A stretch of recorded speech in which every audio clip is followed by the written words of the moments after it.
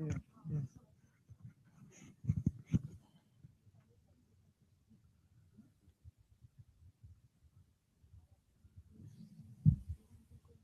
Okay, you check out.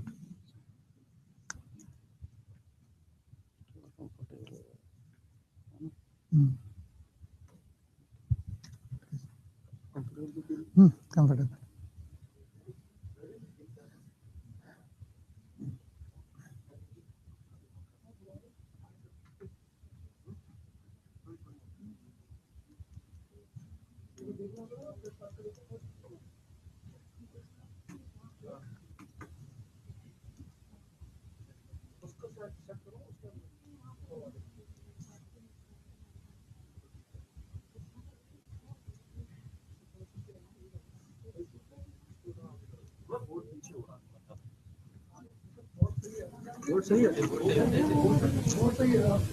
Sir आप बस ठीक है, ठीक है सर.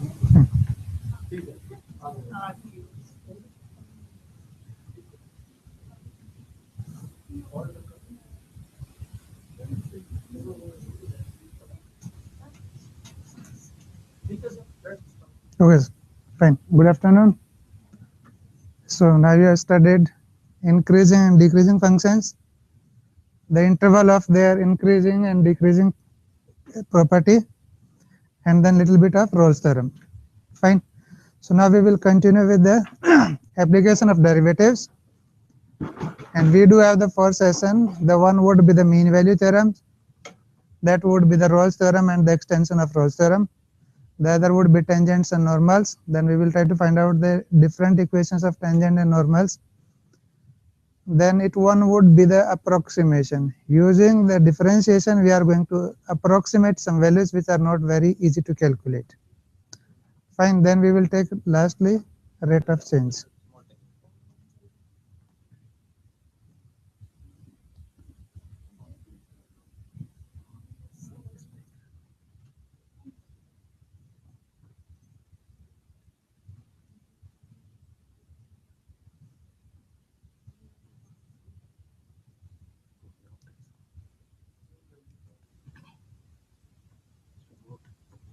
ठीक है.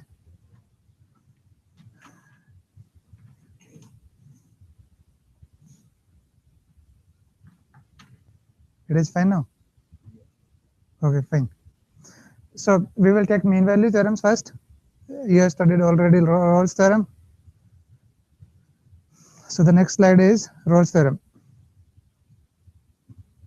If a function f is continuous on the closed interval ab, the second condition is differentiable on the open interval ab, and the value of the function at initial point is equal to the value of the function at final point, then there exists a point c such that the derivative would become 0.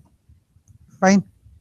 So we have used three conditions. The one condition is that is of continuity of f.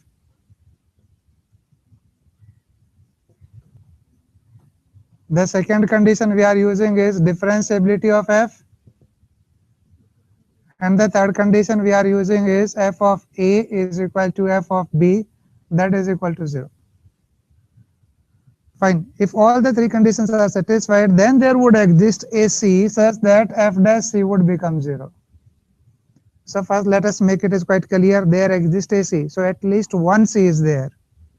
Maybe there would be many, maybe there would be infinitely many. But you are sure there would exist at least one.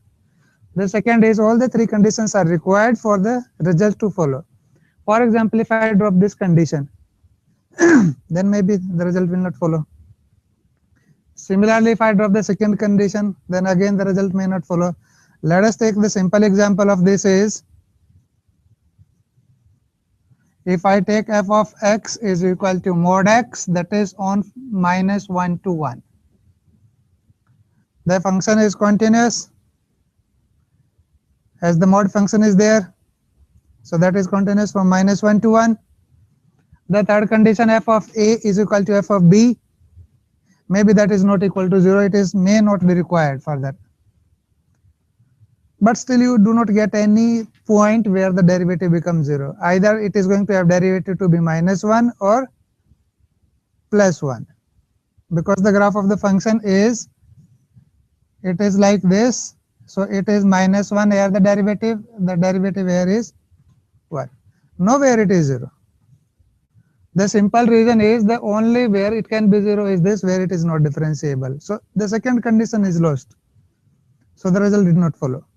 Similarly, if I forget this condition, then still the result will fail. For simple example, if I'll take f of x is equal to say x, that is on 0 to 1, function is continuous, differentiable. Now fa is not equal to fb. The derivative of the function is 1, never 0. Again, you did not find any c. Fine. So basically it would be the only when the function is, if it is the point A, it is the point B, the function is starting from there, coming at the same level. Maybe the function would like this, maybe the function would be like this, or maybe the function is like this. Then all the three conditions are satisfied. The function is continuous, no break is there. The graph is smooth, so it is differentiable. End points and the starting points are same. Then you are going to get a C. So the one C would be here in this case. So this would be f dash C is 0. Fine. Just last time we mentioned the derivative would represent the slope of the tangent. Now the derivative is 0 means the line is going to be parallel to x-axis. So this is the line there. Similarly, in this graph, the point C would be here, where the line is parallel to x-axis again. Whereas in this graph, we do have the 2 points, that is one, the another one is here. Fine. So the all three conditions to be verified first to apply the Rolle's theorem. Otherwise, we may not be able to apply it. Fine. Then we take Cauchy's theorem. Sorry, first let us take the Lagrange theorem. Next slide.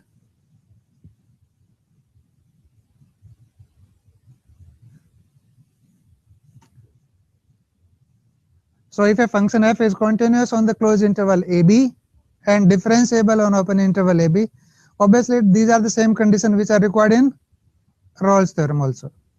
So now the third condition is omitted. Obviously there would be some modification in the result. So that modification is, then there exists a point C in the open interval AB such that f dash C would become f of B minus f of A divided by B minus A. Or in other words, f dash C would be B minus A is equal to B, f of B minus f of A. So the simple form is f dash at C, which was 0 is not 0 here, that is f of B minus f of A over B minus A. If FA would have been equal to FB, then automatically this would become 0. So this is the Rolle's theorem is the particular case of this. So automatically when f of A is f of B, this automatically gives me the Rolle's theorem, that is f dash C is 0. Fine. Now this time the f dash C, that is the slope, would be equal to this. So geometrically it would be like this. If I do have the function say like this, let us say this is the point x is equal to A, let us say this is the point x is equal to B, then obviously this point would be f of B, this point is f of A. Fine.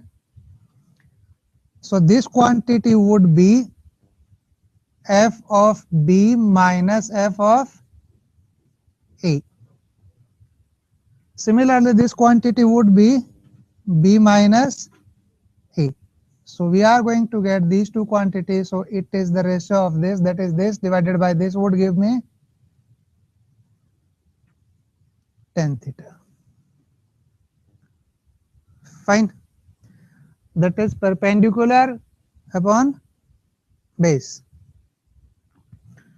So the slope of this line would be equal to the slope of the at C, the slope of tangent at C. So obviously there would exist a C, maybe this C, where the line tangent to it would be the parallel to this line. Fine. We have clearly mentioned this is the slope of the tangent. This is the slope we have denoted here. So these two slopes are equal. So the lines would be the parallel. So there would exist at least one point C where the tangent would be the parallel to the line connecting the endpoints. Fine. So again, there would be many C's, but still you guarantee there would at least one.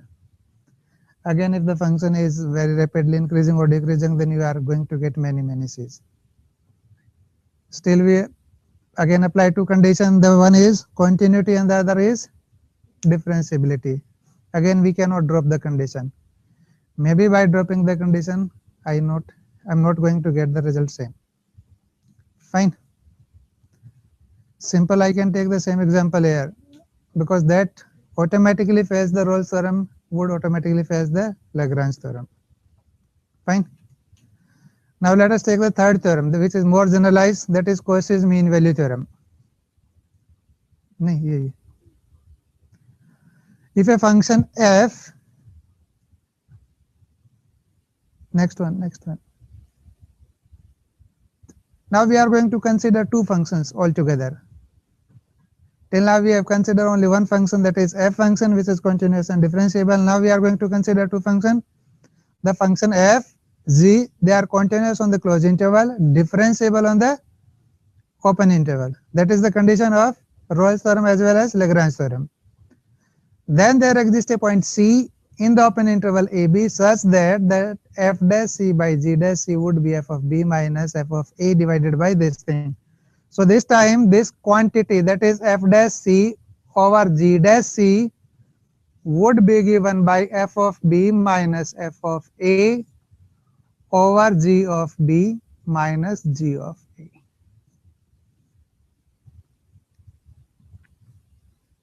Fine. And the proof would be very much simple to follow. If I get it is f dash C to be like this, then g dash C would be like the same thing. If I divide these together, then B minus A would be cancelled out. But obviously some modification has to be there. Otherwise I'm going to get C1 here. In case of G, I will get C2. Maybe the C1 is not equal to C2. So slightly modification would be required in the proof. But automatically it would be the same. Fine. The geometrical significance of this would be quite tedious one. It is not like that simple one. So we left it because we do not need it. Fine. But again, this is more general form of Lagrange one. If I set gx to be simple x, then this would give me B, this would give me A, and g dash C would be the 1.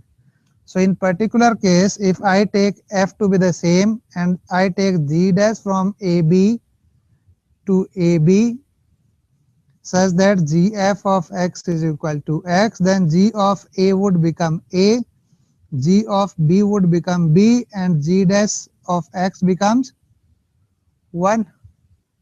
If I put all the values, then I am going to get that result. It is f dash C by 1 is equal to f of B minus f of A, g of B, that is B minus A. Fine.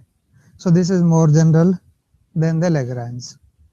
So the Rolle's theorem is automatically stronger in all of this, and they are generalized form. Fine.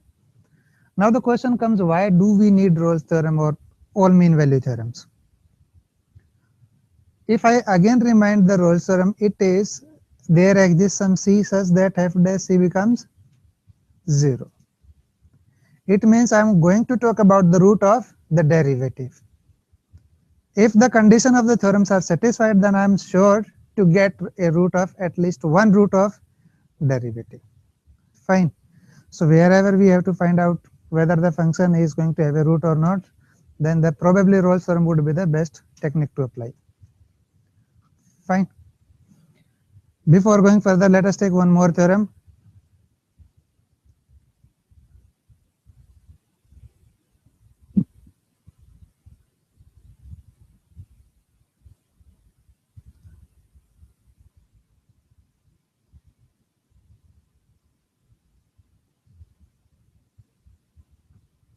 Okay, then simply we will say it would be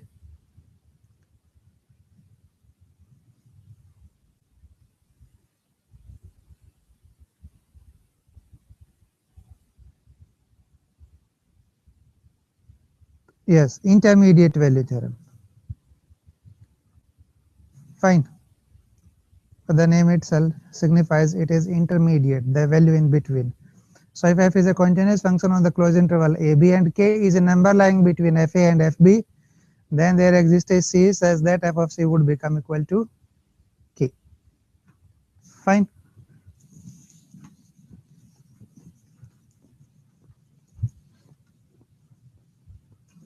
So what could be the probability significance of this theorem?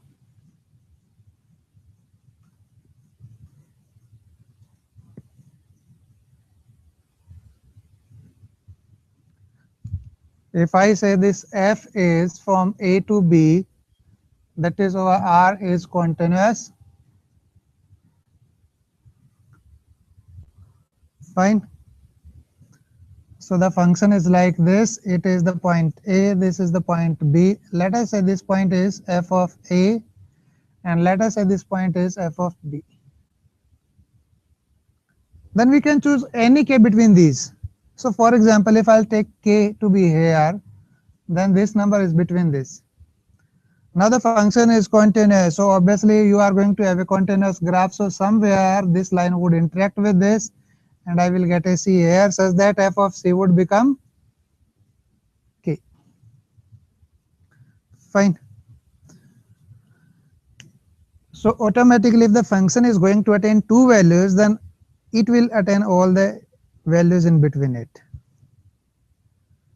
So a continuous function is going to attain either a singleton or infinitely many values.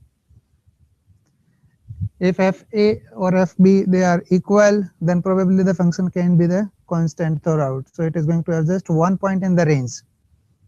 If it is having more than one point in the range, then automatically it is going to have infinitely many points in the range. Because whenever fa is not equal to f of b, then either f of a is greater than f of b, or f of a is less than f of b. So these are two different points, and between any 2 points on the real line you are going to have infinitely many points. So all the points would be attained by the f. Fine. So that is the intermediate value theorem. So one of the possible application of this would be the finding the root of f. It will tell us of the root, and that is, next slide is opposite sign theorem. Let us say a function f is continuous on ab satisfying such that fa into fb is negative, right? Then there exists a c such that fc is 0. It means if the sign of fa and fb are opposite, then we are very much sure of having at least one root of the function. Fine. If we try to visualize graphically,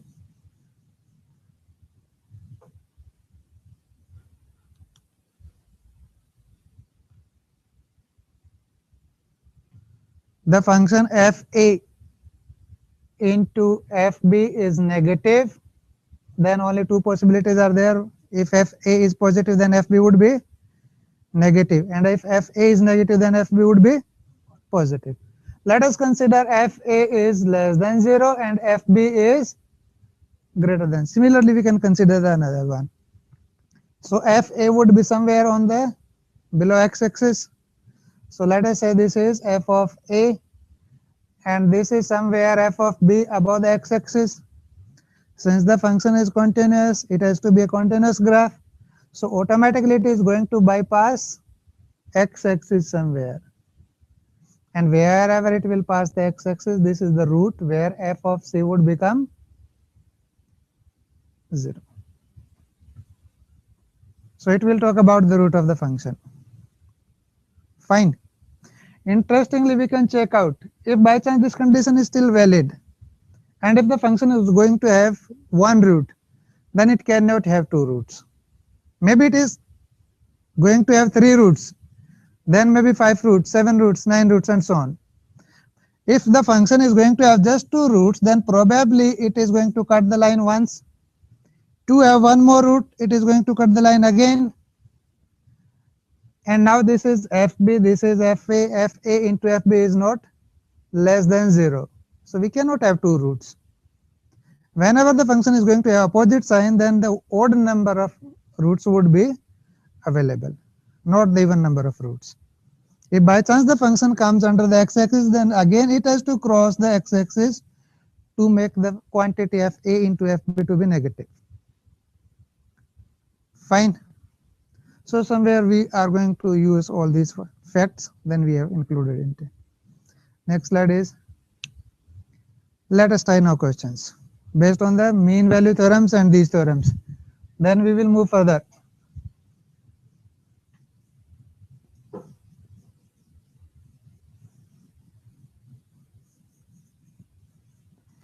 So what we are looking for in the question?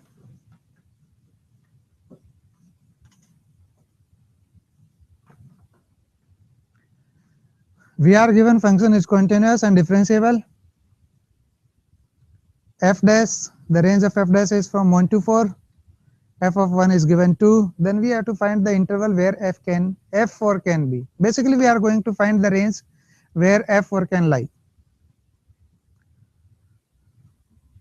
Probably many conditions are there to use. So let us define the function f of x that is from 1 to 4, because I required at 4 and f of 1 is given. Fine. Now by given condition f is continuous and differentiable, so the Lagrange theorem would be there. So f dash c would be equal to f of 4 minus f of 1 divided by 4 minus 1. Fine.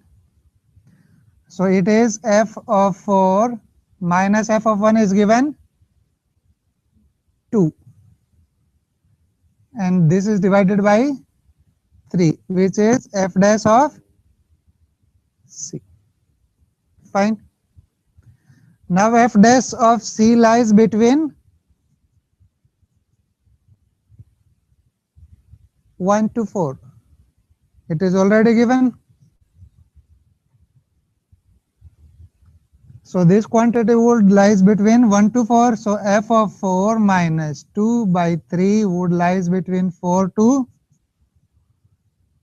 1. Now probably we will get the interval where f of 4 can be. So f of 4 would lie in the interval 5 to 12, 14, 5 to 14. So f of 4 would lie in the interval 5 to 14. Fine. Very simple application. Okay, let us take the next question. Try to read the question.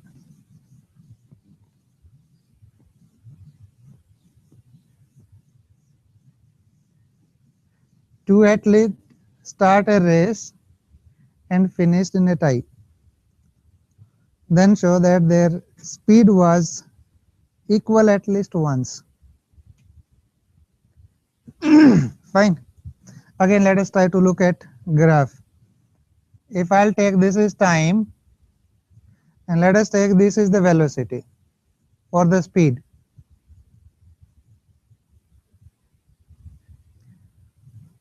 Then now you are probably aware the distance covered would be given by area under the graph. When you have the graph of time and velocity, then so let us say the first athlete starts and goes like this. So let us say it is the finish line.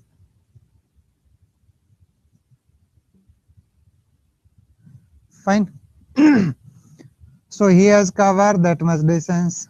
Now let us the second start from here and has the velocity more than the first one, then probably if it is never going to have the velocity equal to this, then it is going to cover more distance. But they ended in a tie. So obviously the graph is not going to be like this, it is going to bend somewhere. So probably it is like this, wherever it is included, it is excluded. So probably this is the point where the velocity is equal. Otherwise, the one athlete with more velocity is going to cover more distance. Maybe would have won it rather than making a tie. Fine.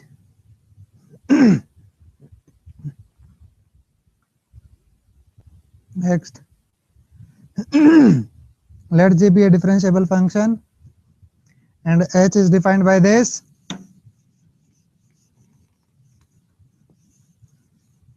Then you have to find the interval where the root of f h dash can lie.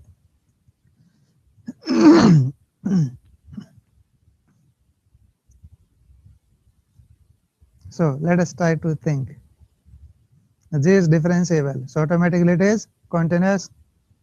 So both the conditions are satisfied. So we can go for either Rolle's theorem or Lagrange theorem. But now h is defined like this way. So h of x is equal to gx plus g of 2 minus x. So h of x is g of x plus g of 2 minus x. To have the root of h dash, so I am going to desire this. One more condition is to be required, that is h of a should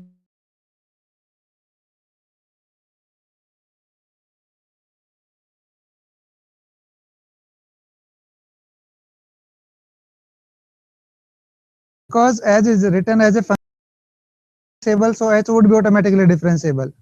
So all the conditions of differentiability and continuity are going to apply on h.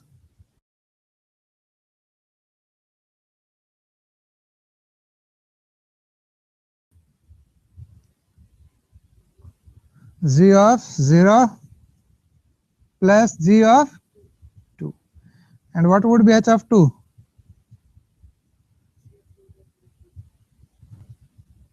Same thing. So we got h of 0 is equal to h of 2. So there would be one root at least in between 0 to 2. So by Rolle's theorem, h dash c is 0 for some c belonging to 0 to 2. Fine. So simple. We just have to look at it and then define it, so that all the quantity would be the same again.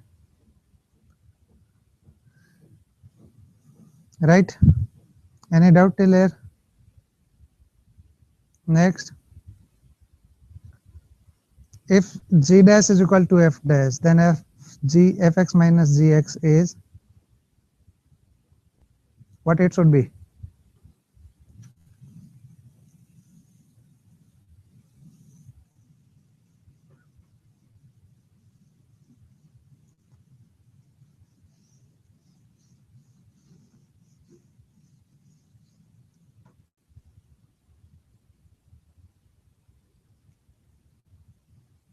If I define h to be f minus g, then what would be the derivative of h? It is f dash minus, which is 0. So h has to be a constant function. So we got h is equal to constant. This implies f minus g is constant.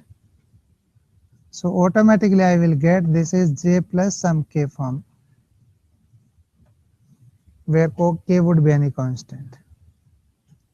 So if the two functions are having the same derivative, then they would be differ from each other just by a constant. Fine. there cannot be any term involving the independent variable. Okay, next question. Fine, let us try this. 6x4 minus 7x plus 1. Consider this and then talk about the root of this.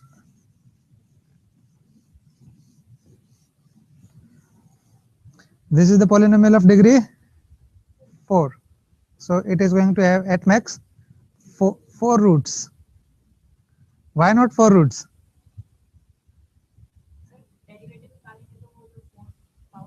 That is the root of derivative, not the function. It is talking about the root of function itself. So probably it has more 4 root at max, maybe all reals and distinct, maybe some of them are real and distinct, and maybe some are imaginary. So we do have either all 4 distinct real roots or 3 distinct real roots, at most 2 distinct real roots, or none of the above. What do you say?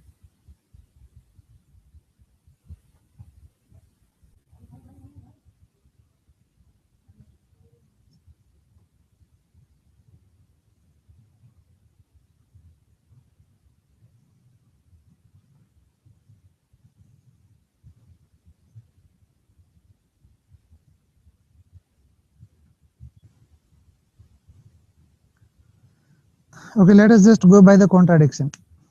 If by chance it is going to have 4 distinct roots, so probably the roots would be the 1, 2, 3, and let us say 4. Fine. Now I can apply mean value theorem here. So I am going to get a root of f dash.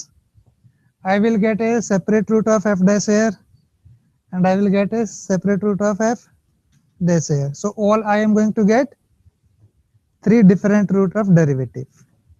Fine. If by chance I'll take the second one, then probably you are going to have 3 roots. Then I am going to have 2 separate roots of derivative. If it is not the case, then probably it is going to have at most 2 distinct roots. Fine. Now it is 6x to the power 4 minus 7x plus 1. So what is f dash? 24x cube minus 7, that is to be 0. If I put this to be 0, so I got x cube is equal to 7 by 24. So I will get x is equal to 7 by 24, 1 by 3. Just single root. Can it be possible now? No. I would have get 3 different roots. Similarly, this is also not possible. So only 1 root is there. So at max possibility is it is going to have 2 distinct real roots, not more than that. Fine. Next one. Okay, let us prove this inequality for sine function. Sine of x minus sine of y, taking mod altogether, would be less than equal to mod of x minus y.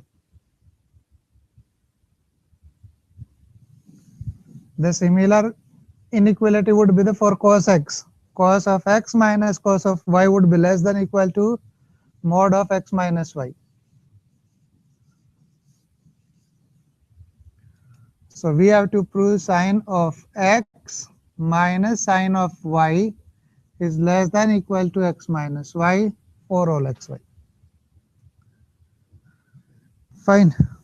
I choose any 2 points x and y and so for this only, then automatically I can assume it is true for all xy. So I take the interval x to y and then define this function from this f of t is equal to sine t. Right? So the function is continuous and differentiable. So by Lagrange mean value theorem, I am going to get sine of y minus sine of x over y minus x is equal to f dash at c. Fine. If I'll take mod both sides, then still it is valid. So I got sine of y minus sine of x over y minus x. The derivative of f is cos t. So it would be the cos c. And I know the cos is always between -1 to 1. Now I transfer the quantity y minus x on the other side. Fine. So I got sine of y minus sine of x is less than equal to mod of y minus x. This is nothing the same thing. Fine. And the similar inequality would be for cos x. In that case, I will get here sine minus sine, and taking the mode again, it would be less than 1. Next. So it would be the for cos. You can do it now yourself. Next. Okay, let us try this.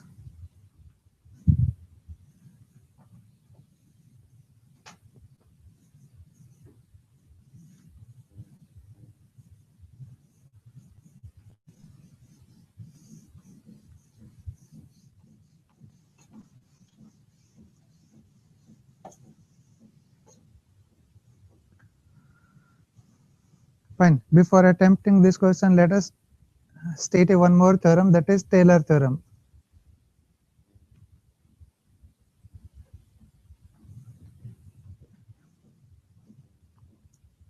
It would be used very frequently later on, not right now. So let f is from a to x be a function such that f dash double dash fn exists and fn is continuous, then the value of the function at the right hand side, that is f of x, can be written as f of a, the value of the function on the left point, plus the derivative of the function at a into x minus a, plus the second derivative of the function at a x minus a square by 2 factorial, plus, and finally it would be n minus 1 a at x minus a n minus 1 over n minus 1 factorial, plus there would be one more term that would be called Rnx. This term would be called the remainder after the n terms. And the explicit form for this remainder would be nothing but the next derivative n divided by n factorial. This power would become n. Instead of a, this would be some c. So this Rnx would be like this.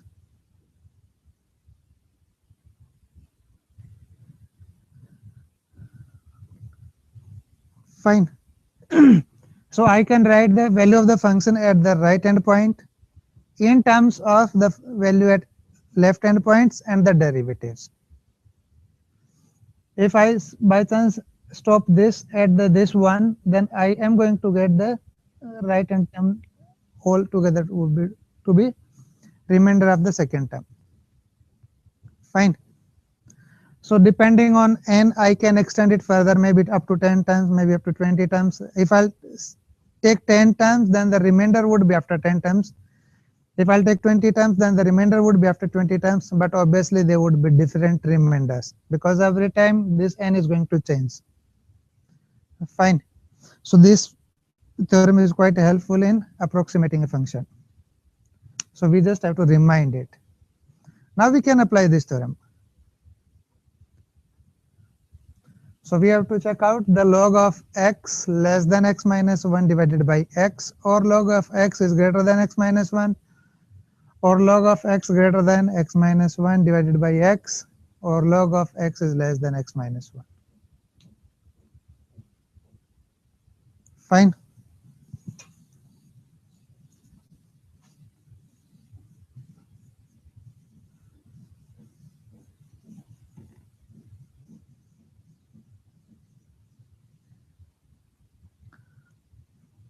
Okay, so we have the function, let us define to be log of x, and x is greater than 1.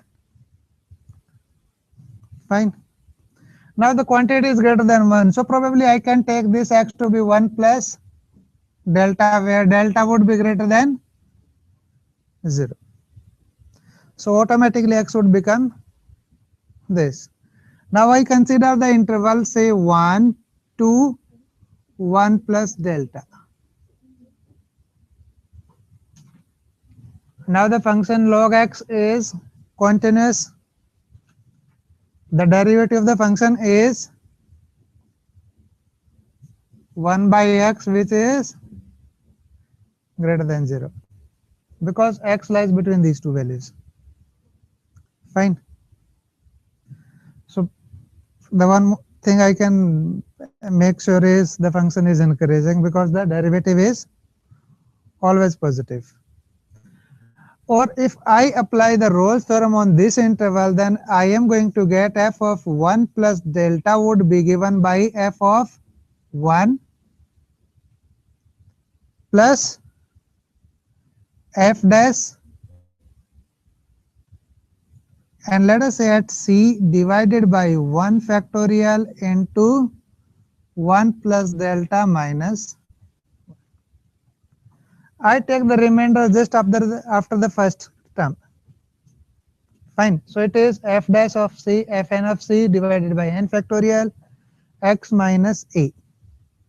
So I got f of 1 plus delta is equal to f of 1 plus, this becomes delta into f dash c. Fine. Okay. I have rubbed it now. Fine. I put the values. F of 1 is log of 1, that is 0. So I got f of 1 plus delta is equal to delta times of f dash c. Now then Taylor's theorem, this c would be in between this point. So this c lies in the interval 1 plus delta to 1. Fine.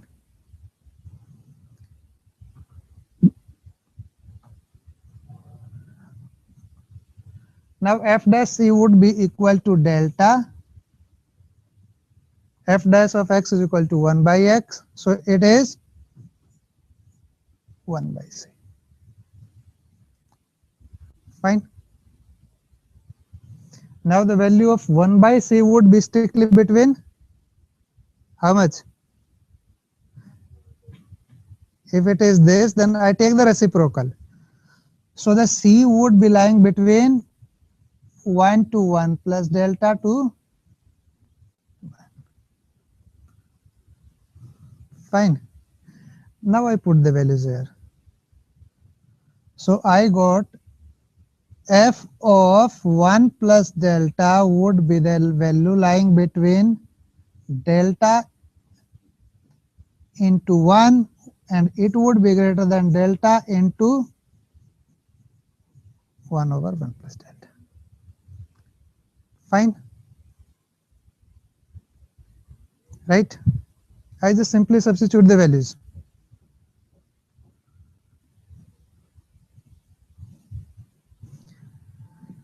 Now I put the bracket. So it is f of x, that is log x. So from here I will get it is log of x, because I have put 1 plus delta to be x. It would be less than delta. I can put the delta from here, so it is x minus 1. That is x minus 1. It is delta into this, so this, it is delta, and 1 plus delta is x. So this quantity would be greater than x minus 1 over x to this. Now look at the options. Yes, no, stop. Log of x is less than x minus 1 by x. Is it? No. It is greater. Log of x is greater than x minus 1? No. C is log of x greater than x minus 1 by x. True. D is also true. So C and D are right options. Fine.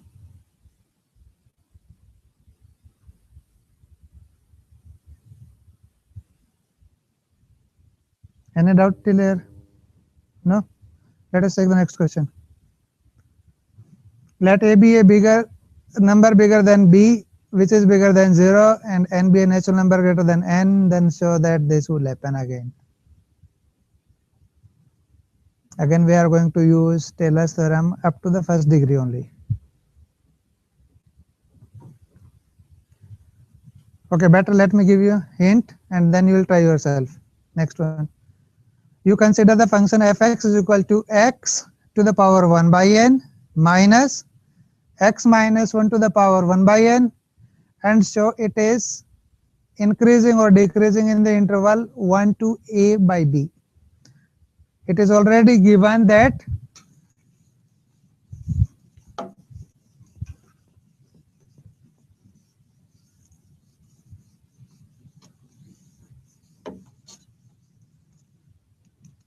we are given a is greater than b, which is greater than 0, and n is greater than equal to 2, that is natural number greater than 1. So if a is greater than b, then a by b would be automatically greater than 1. So I am going to consider the function from these 2 points. Fine. Then I am going to consider the function f of x is equal to x to the power 1 by n minus x minus 1 to the power 1 by n. Then I will check out the derivative of this. This would comes out to be negative. So the function would be decreasing. This implies f is decreasing. So I will get f of 1 to be greater than f of, when I will put all the values, then I will get the inequality. So you'll do it yourself. Fine. In the same way, you just have to check out the derivative properly using all the conditions where a is greater than b. So somewhere you will get 1 plus x something, then 1 plus x would be greater than 1, so the reciprocal would be less than 1, and take the other way around. Fine. Should I do it or you'll do it? Yes? You will try. It would be easy to do it now. You just have to calculate the derivative. So it would be 1 by n common from both sides. It would be x to the power 1 by n minus 1. I'll simply take x to the power outside, so it would be 1 minus something. This something would be greater than 1, so automatically the sign would be the negative. Fine. Next. Okay, now we will take the equation of tangents. The second portion. So we are going to take the equation of tangent in Cartesian form, in parametric form, and in implicit form. So the equation of tangent would be y minus y1, that is passing through x1 and y1. It would be given by, it would be x minus x1. Now the slope here should be there. What it should be? dy by dx. So it is dy by dx at the point x1 and y. So this would be the equation of tangent in Cartesian form. If I'll take the parametric form, then obviously it would be the function of t, y would be the another function of t, then dy by dt would be, or dy by dx would be given by dy by dt over dx by dt. So it would g dash by f dash. And again substituting the same values, I will get it. And in implicit form, we are going to consider the form to be f of xy is equal to 0 or maybe some constant. Then I would be taking the partial derivative with respect to x and with respect to y. So I will get f of x, that is del f by del x. Similarly, I will get f of y, that would be del f by del y. To get dy by dx, I make it as fx by fy. So it would be del f by del x over del f by del y. So I will get it is del y by del x. Now I am going to substitute this value. Fine. In case of implicit one, fine. So all the three values may be used altogether depending on the question. If once I got the slope of tangent line, then I can find the slope of normal line, that would be the perpendicular to it. So thus if the slope of this is m1, then m1 into m2 should be -1. Then I can calculate m2. Point is already there, then I can find the equation of normal line as well. Then probably I can talk about the subnormals and subtangents. Maybe you are aware. No? Okay, let us say if this is the curve, let us say this is the tangent, let us say this is the normal, I drop this, then this part would be called subnormal and this would be called subtangent.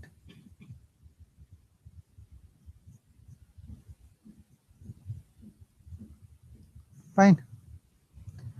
Equation of subnormal and subtangent is not to be there. Why? It is already there. Y is equal to 0. Because both are lying on the x-axis.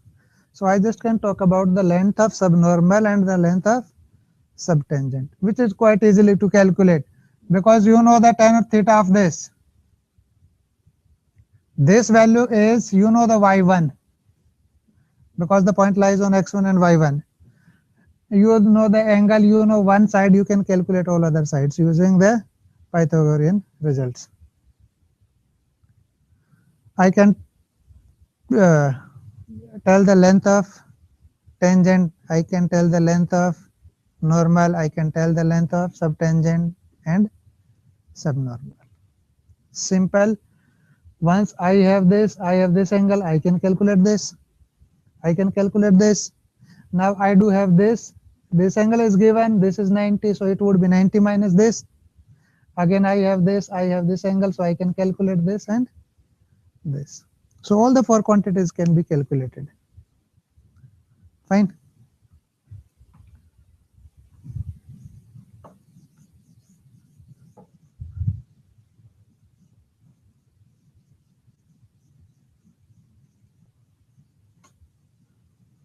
Next.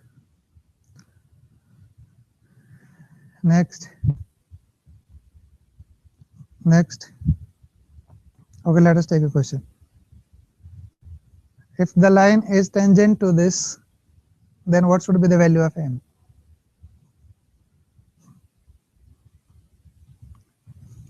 We have y square is equal to 4x and the line is equal to mx plus 1.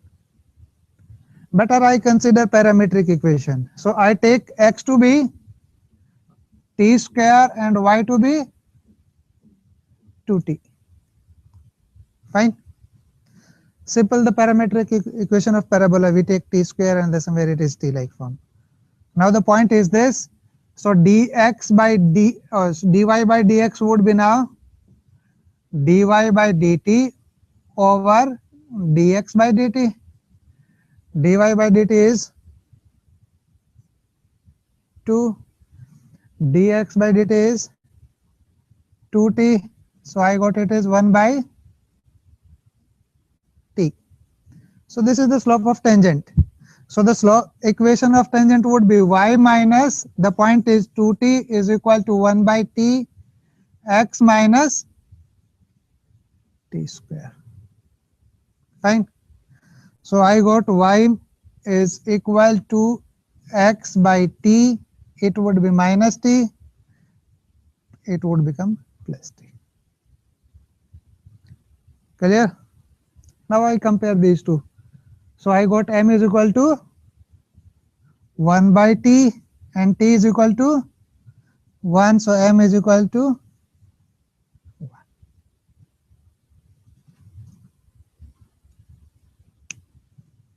Fine.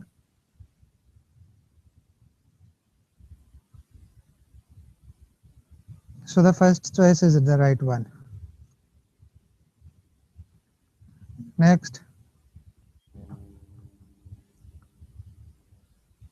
find the points on the curve y square is equal to x cube normal on which makes equal intercept with x axis and y axis. So we have to find the point where the normal would cut on the same length along the x axis and along the y axis. So again I am going to consider the parametric equation. So what should I take x now?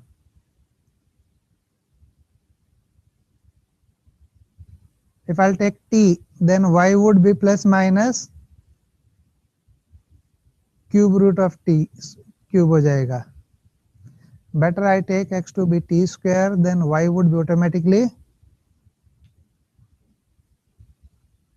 what? Square root of t.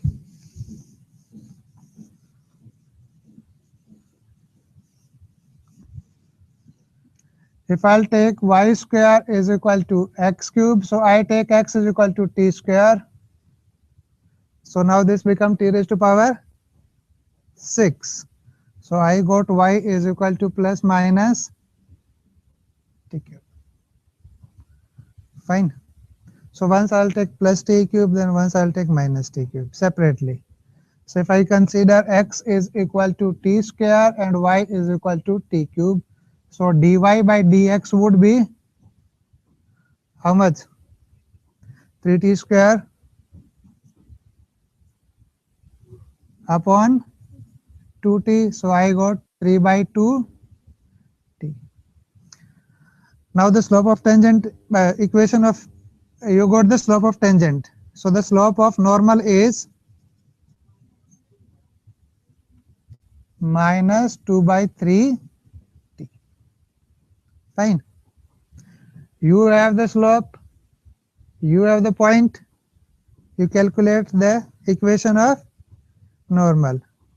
So the equation of normal is y minus t cube is equal to 2 by 3t x minus t square. Now I put, if y to be 0, I will get x. When I would put x to be 0, I will get y, and both the values are equal. Then I am going to get the t. Find what it would be.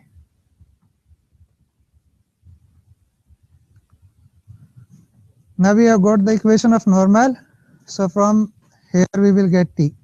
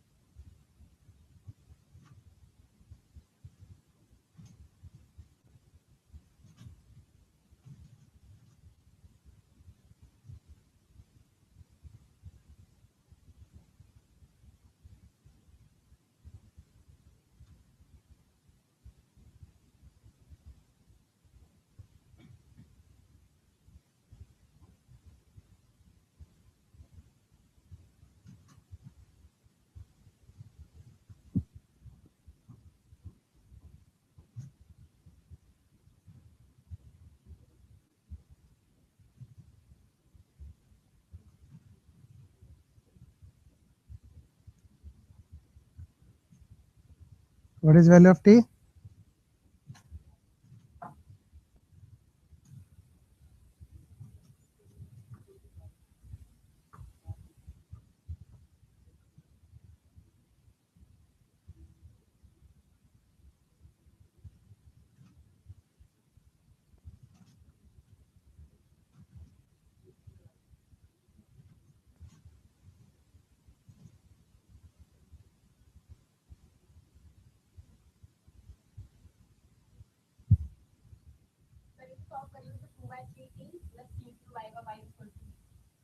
Okay, let us try to make it. So I got y plus 2 by 3 t of x. I make it as this first. Then it is t cube minus minus plus. I got 2 by 3t. Right? When I put y to be 0, so x to be 0, then y would be the same. So I got y is equal to t cube plus 2 by 3t.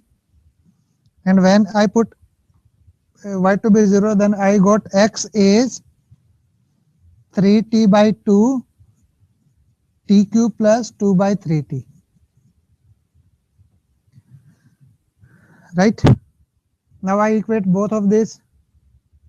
So I get t cube plus 2 by 3t is equal to 3t by 2 or t cube plus 2 by 3t. Fine. One possibility is when this becomes 0.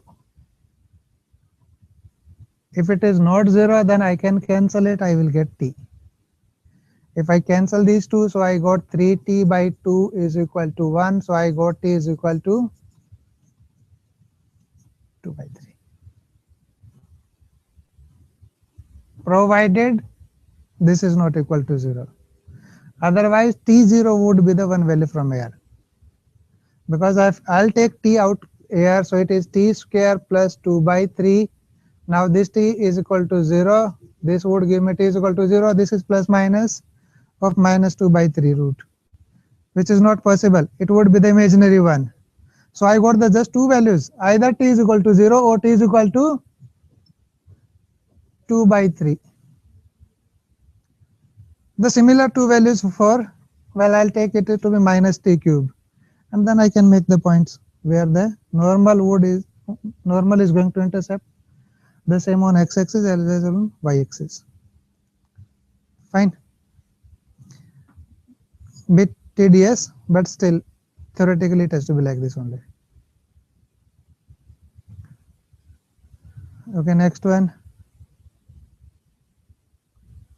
Find the equation of tangent for this parallel to x plus 2x is equal to 0. Which type of equation? It is now implicit, right?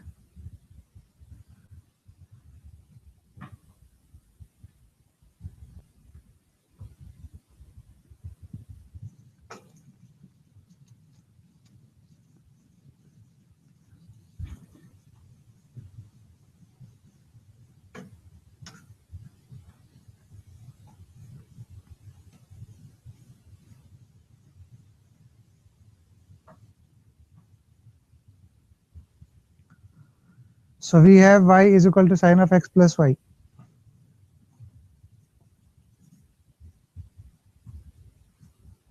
I take the derivative, so I got dy by dx is equal to, it is cos of x plus y into the derivative of angle, that is x plus y. So it is 1 plus dy by dx.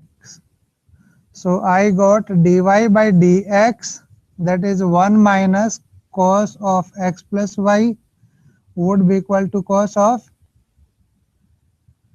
x plus y. So I got dy by dx is cos of x plus y over 1 minus cos of x plus y, that is equal to minus 2. Fine. So I got cos of x plus y is equal to minus 2 plus It is 2 times of cos of x plus y.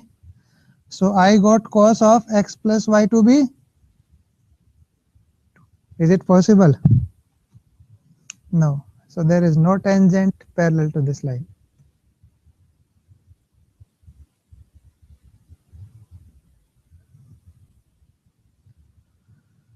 Fine.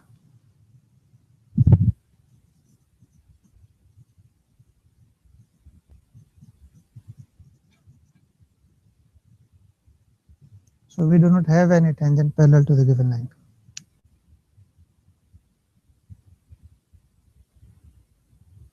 Okay, next one.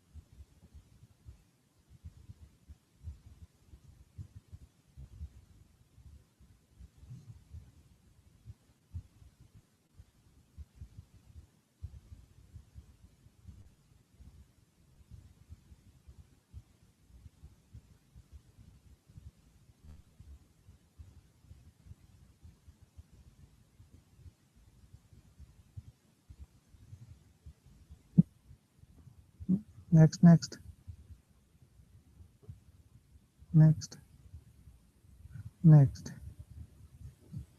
No, fine.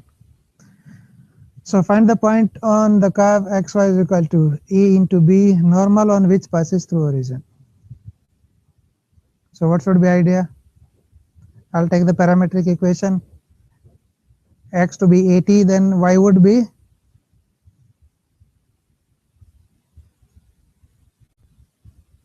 what? If I'll take xy is equal to AB, I set x to be 80, then automatically y would be b by t. And then I calculate the slope of tangent, then the slope of normal, then equation of normal, then it has to pass through xy 0, 0. Fine. Then I will get the value of t where this point will satisfy. So probably check out yourself. It would be plus minus root of a by b form. Fine. So you try to confirm whether it is or not. It is like this. So the value of t would be this. Then you will get the point. Next question. The point nearest to 2, 0 on the curve, that is parabola y is equal to x square. How to do it?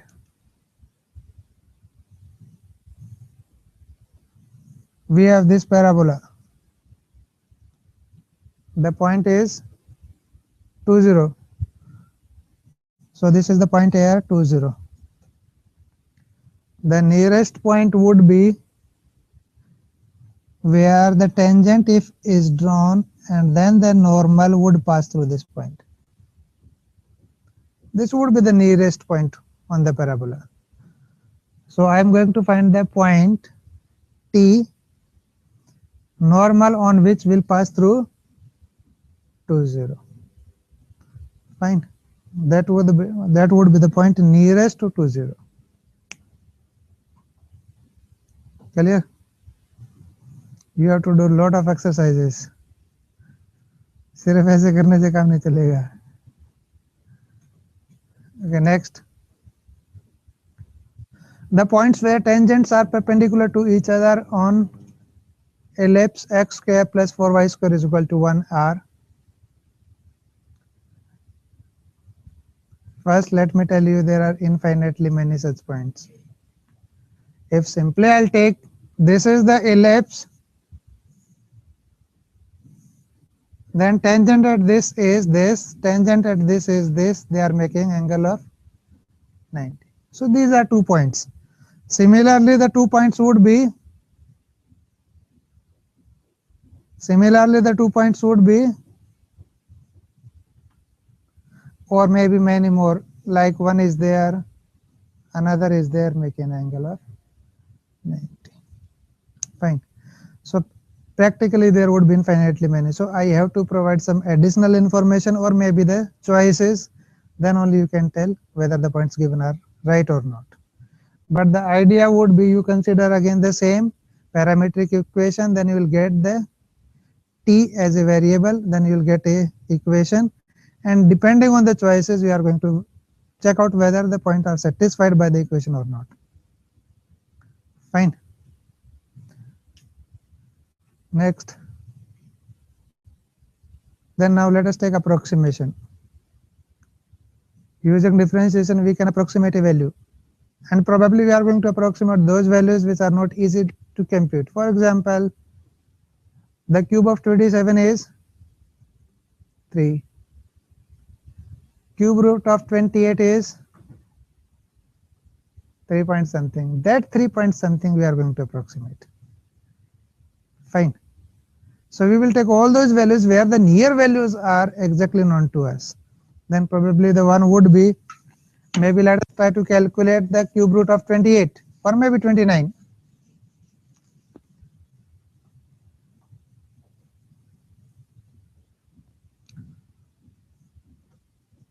So I'll find out this value.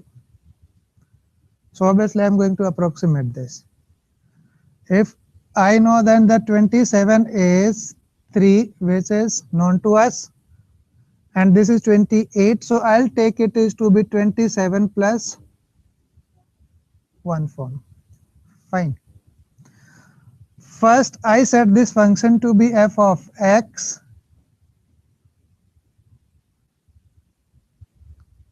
that is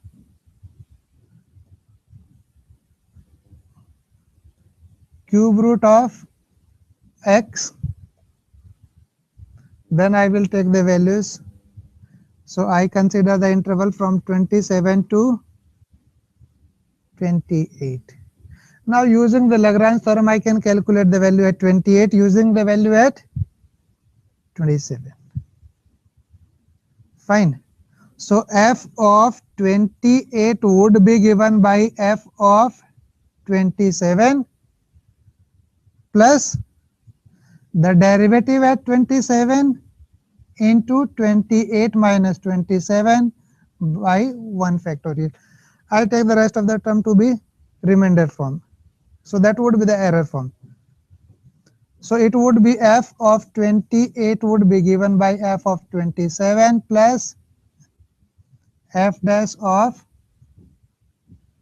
27. F of 27 is already known to us, that is 3.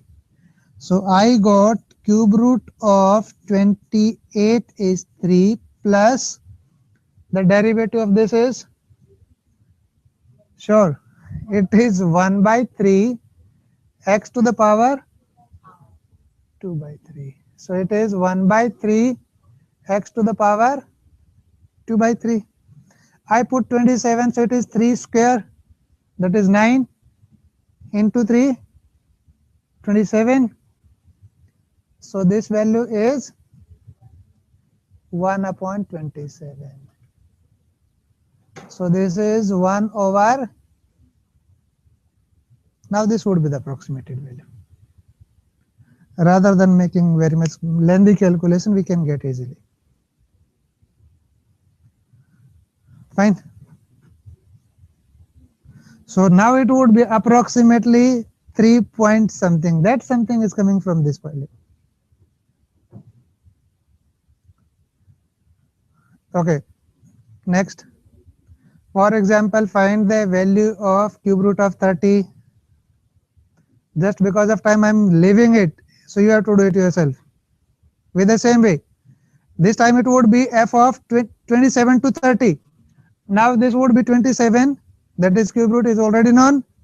We have to calculate 30, so I will take it to up to 30. Then I will get the value at 30 in terms of value at 27. Next, approximate value of 4 raised to power 1 by 5. The nearest 1 by 5 is known to us is 32. So I will make it is from 32 to 40. Next, approximate value of 33 power minus 1 by 5. Again it is 32. Next, approximate value of 26.5. 25. It is root just now. So it is 25 to 26.5. I consider the same function and then I will get it. Fine. Okay, next. Now let us take the last one just quickly. So the rate of change. When we are given the rate of change of some quantities, then depending on that quantities, we can calculate the rate of change of another quantity. Again, the simple calculations and the simple mathematical manipulation has to be there. Fine.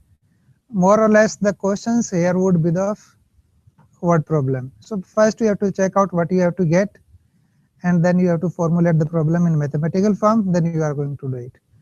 Next, for example, let us take two bikers starts from the same point and moves towards north and east. When first biker is 10 km north with speed of 60 km per hour, the second is 24 km east with speed of 100 km per hour. Now what is the rate of change of distance between them? Fine, we are given already many data, so let us try to compute it. First, let us figure out and draw it. So let us say that this is the point from where they start. So it is going to be towards north. The one is going towards east. Fine.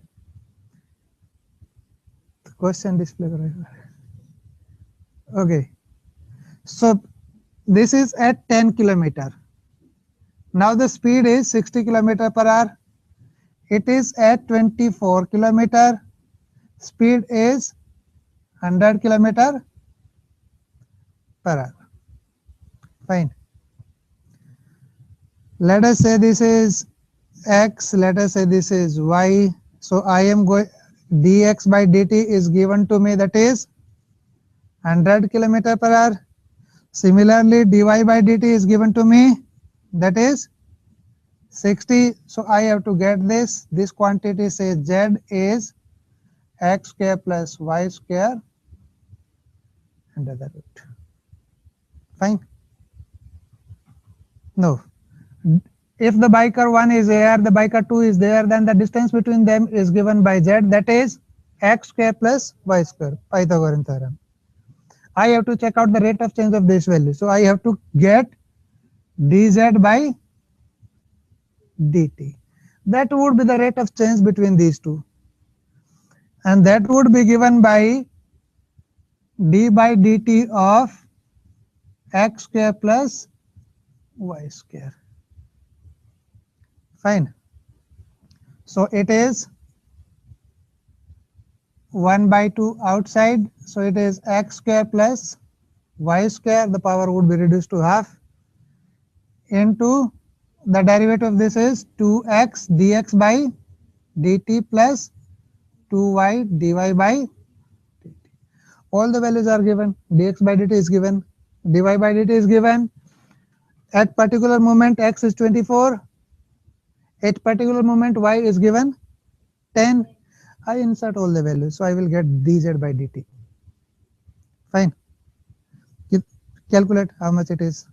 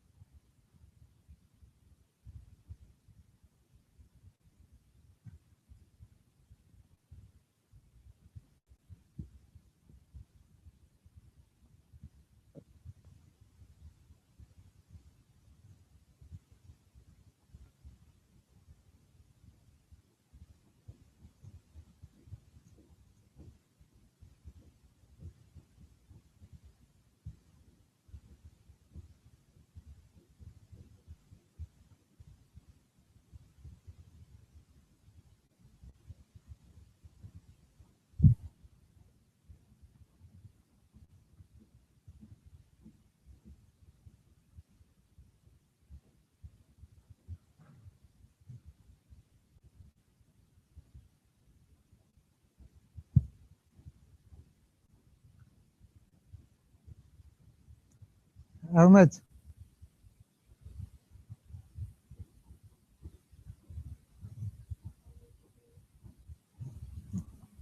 This quantity is 1 by 2.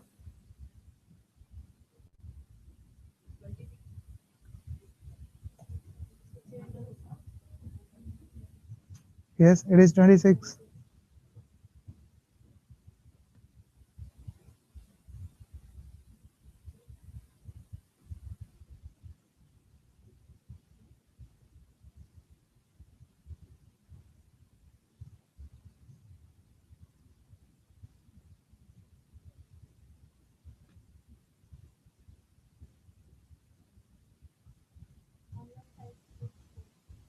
One 5.4. I don't know.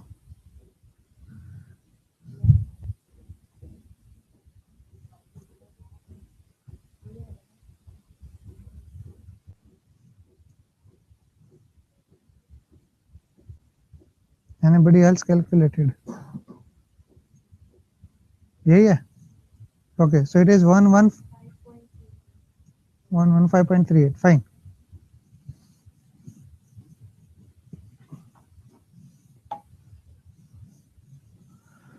Okay, then let us take the next question. First, just try to read it and then try to formulate. A plane is flying away with a speed of 750 km per hour at a height of 5 km. What is the rate of change of distance between you and plane if the plane is above a point 12 km away from you?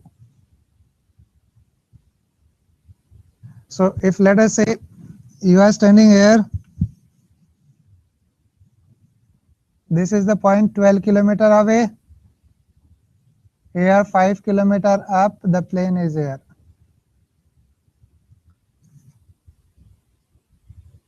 Fine. So the speed of plane is 750 km per hour. So I have to check out this. If let me say it is x, because I have given the speed along the x-axis. So dx by dt is given 750 km per hour. If it is this, then y would be given by x square plus 5 square under the root. So it is x square plus 25. Then I will get dy by dt is equal to d by dt of x square plus 25. And again I will put all the values. Fine.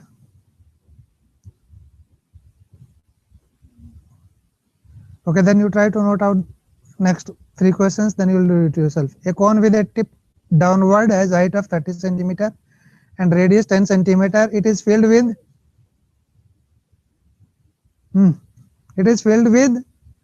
a speed of 10 centimeter cubic per second. How fast is level of water is rising in the cone when it is filled up to 4 centimeter? So you have to find out the rate of change of height when it is already 4 centimeter filled. All the quantities are given, so you just manipulate in the same way. But now it is the case of cone. Every time the radius of the water is going to be increased when it is going to fill up. But the radius with the height would have the same ratio. So you are going to use that ratio, that is 30 to 10. So at the some time if height is y, then y by r would be the same ratio. So then you probably will get some relation there. Next. A balloon is rising with a speed of 5 meter per second. A boy with a speed of 10 meter per second crosses it on ground when it is at height of 50 meter. What is the rate of change of distance between the boy and the balloon after 2 seconds? Now the question would be the same. It is the balloon which is going upward with a speed of 5 meter per second. The boy is passing in this way, so it is dx by dt. So it would be the dy by dt. Dx by dt is 10 meter per second. After 2 seconds, it is already crossed 20 meters because we have to calculate after 2 seconds. So in 2 seconds, the boy has already covered 20. Fine. Now it is at 50 when the boy crosses it. After 2 seconds, it would be at 60. When the boy crossed, it was 50. Then after 2 seconds, 5 plus 5 more. So it would be at the height of 60. Now I am going to get this quantity, say z is equal to x square plus y square under the root. Now in the same way. Fine. So we just have to add these 10 on the both sides. Then the next one is two cars start from one vertex of an equilateral triangle of each length 100 kilometers and moves away to different vertices with the same speed of 40 kilometers per hour. What is the rate of change of their distance after 1.5 hours? This time you check out, the rate of change would be the same just because of angle. Here the angle is 90, so it is not the same. But when you do have an equilateral triangle, then with this speed, you are going to increase the side automatically just because of equilateral. The other side is going to be increased with the same speed. Fine. And the last one is, you note down it, if the radius of a right circular cylinder is 1/3 of height all the time, what would be the rate of change of its volume when the radius increases 10% per minute and the radius at that time is 21 centimeter? Obviously the radius is changing, so the volume is going to increase, but not with the same rate, slightly different. Fine. So we'll try to do all these things. Any query till here?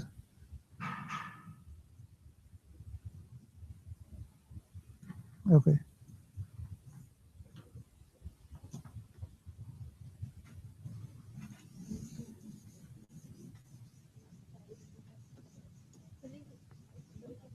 No, fine, fine.